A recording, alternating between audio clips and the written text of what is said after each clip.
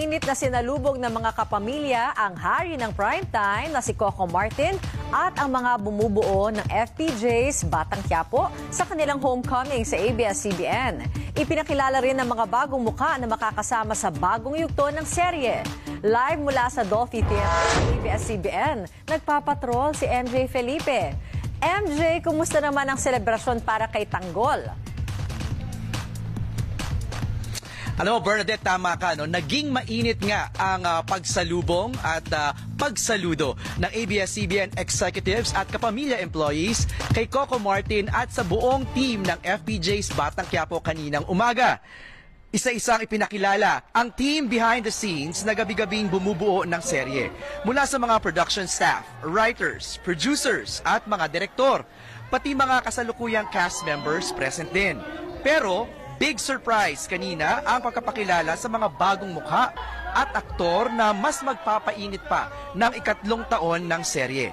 Nagpasalamat ang ABS-CBN executives sa dedikasyon ni Coco at ng buong team na makapagbigay ng dekalibreng palabas gabi-gabi. To Coco and the PQ team, this goes without saying, bida kayo sa puso namin lahat. Maraming salamat. Wala talagang matapat ang inyong talento at galing sa pagkukwento. Sana lagi po natin alalahanin kung bakit natin ginagawa ito. Hindi para sumikat, pero para magbigay ng saya, inspirasyon at pag-asa sa ating mga kapamilya. Proud kami kasi sa 2 taon, araw-araw kayong napanagpa.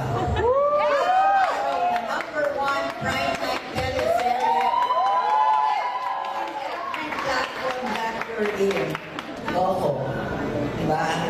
Congratulations sa galing at sa sipag mo. At kasama ko na ngayon ang primetime king, si Coco Martin. Hi, Coco! Magandang gabi. Una sa lahat, congratulations sa napakaraming milestones ng FPJ's Batang Quiapo.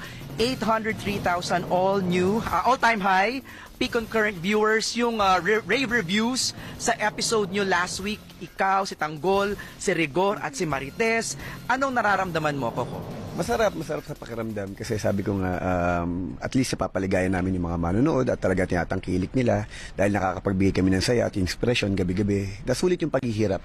Kasi sabi ko nga hindi madali yung paggawa ng Batang Quiapo na teleserye dahil talagang binubusisi, pinag-aaralan namin ang lahat ng mga eksena at talagang lahat ng mga artista binibigay nila yung pinaka-best nila para magampanan namin na maayos yung mga karakter namin.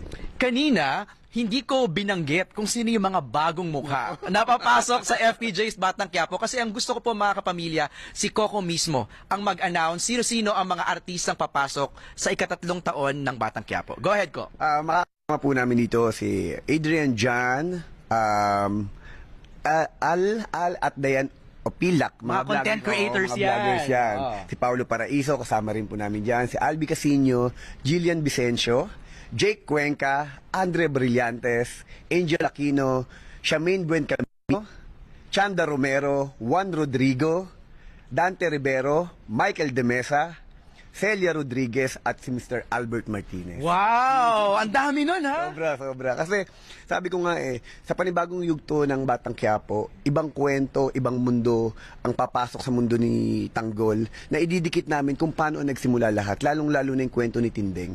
Kung bakit, di ba yung lagi tinatanong ng mga tao, bakit Tinding lang ang tawag ni Tess kay Tinding?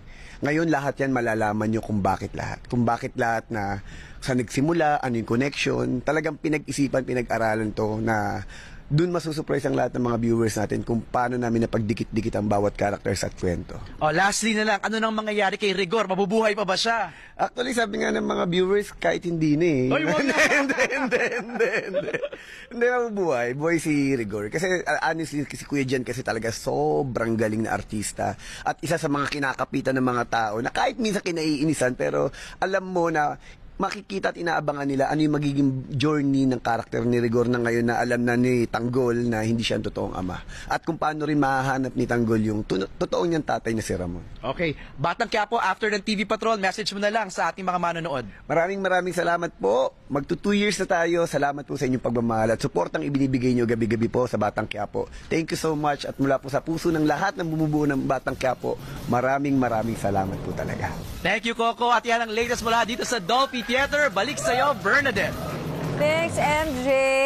So parang prequel ba ito? So, anong, Tayo nagtanong, andiyan pa. oo, Prequel ba yan? anong pamag- Hindi, nandun pa siya. Sagutin niya, nandun pa si Anong Coco. pamagat? Nandiyan pa si MJ. Tanungin mo, MJ. Nag-freeze Alam mo na. na pamagat? Ayan o!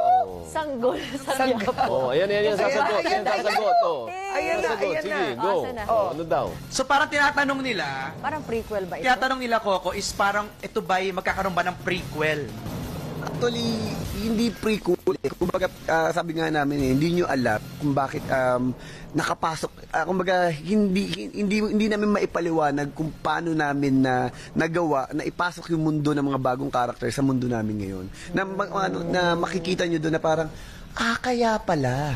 Kaya nakadikit eh. Hindi siya panibago yugto o another kwento. Kundi nakadugtong siya, nakatanim siya yung bawat karakter sa journey ng lahat ng mga karakter na pinagdaanan namin.